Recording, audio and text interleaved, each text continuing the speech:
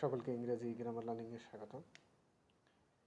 আজকে আমরা একটি গুরুত্বপূর্ণ বিষয় নিয়ে আলোচনা করব, সেটা হচ্ছে সাবজেক্ট ভার্ব এগ্রিমেন্টের।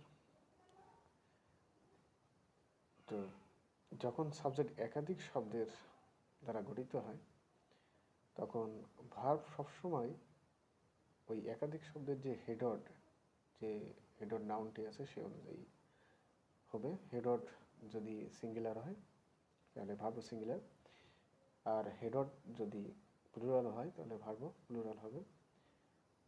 তো এখানে একটা সেন্টেন্স দেখা যাচ্ছে, সেটা হলো a young university student plays football.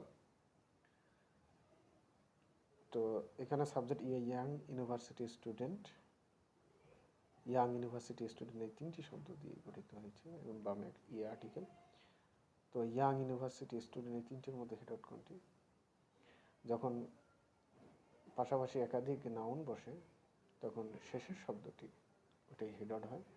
তো এখানে স্টুডেন্ট হলো শেষের শব্দ যেটি নাউন, এবং সিঙ্গুলার যে কারণে ভার্ব ও সিঙ্গুলার এখানে প্লের সঙ্গে এর যোগ হয়ে যেটি সিঙ্গুলার অর্থ প্রকাশ করছে। তো সুতরাং একাধিক শব্দ যখন হেডড হয় তখন সেক্ষেত্রে এই একাধিক শব্দ যখন সাবজেক্ট হয় সেক্ষেত্রে হেডডটি অনুযায়ী আমাদের ভার্ব হবে।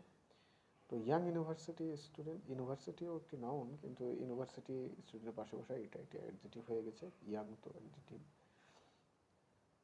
সুতরাং আমাদের এই বিষয়টা খেয়াল রাখতে হবে যে হেডড যখন একাধিক শব্দ হবে তখন অবশ্যই